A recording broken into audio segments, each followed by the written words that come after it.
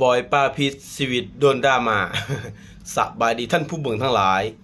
2-3 วันที่ผ่านมาเนาะมีข่าวเนาะมีผู้ชายคนหนึ่งได้ไปถ่ายชีวิตป้ามาปล่อยเนาะซึ่งคนก็เห็นแล้วก็ดราม่ากันอย่างใหญ่หลวงเนาะว่าบ่ควรปล่อยปลาชนิดนี้ลงน้ำเนาะซึ่ง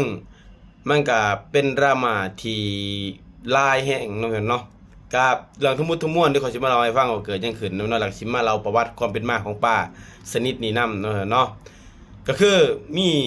ชาวบ้านนะพี่น้องเขาไปหาปลาแล้วเขาก็ได้ปลาชนิดนี้มาซึ่งเป็นปลาอลิเกเตอร์นะพี่น้องหรือว่าปลาแขนนั่นเองนะพี่น้อง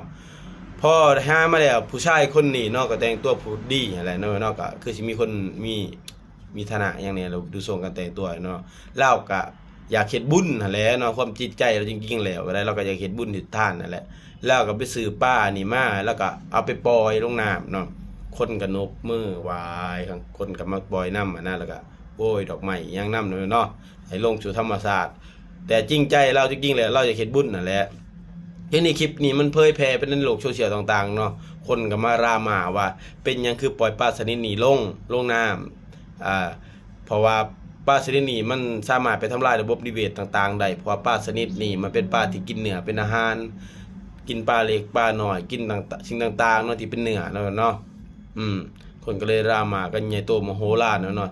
ดังนั้นเนาะข้อยก็เลยไปหาข้อมูลเนาะว่าปลาชนิดนี้เนาะมีจุดกำเนิดมาแต่ไสจังได๋เนาะครับผิดพลาดขอโทษขออภัยเนาะข้อยก็ไปหาแบบโว้ป้าของข้อยแหละเนาะโอเคเนาะ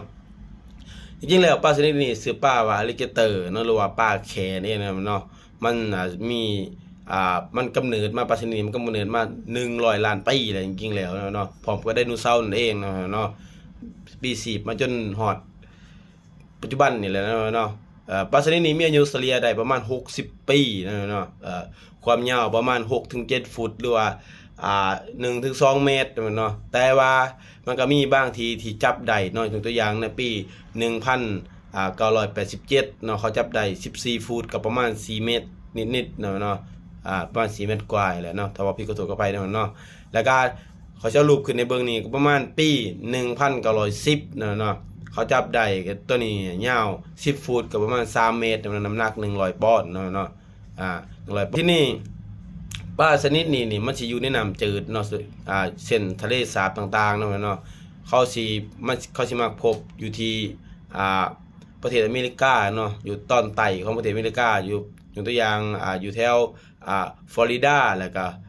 ลุยเซียนาเนาะขอบอกพี่ขอโทษขออภัยเนาะขอกะหาข้อมูลมันแบบนี้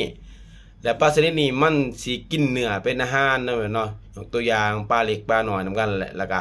เป็ดน้ำต่างๆเนาะมันเห็นมันกินเบิดแต่มันปลาชนิดนี้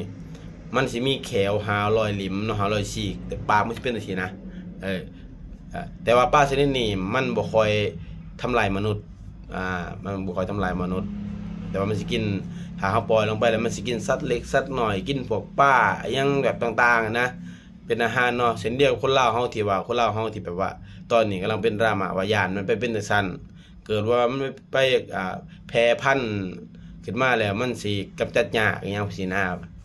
ก็ประมาณนี้นะเว้ยเนาะความเป็นจริงแล้วเสริมนิดนึงนะเว้ยเนาะสมัยก่อนนี่คนอินเดียแดงนะอันนี้ไปเบิ่งมาก็บ่ได้ละเอียดปานนั้นดอก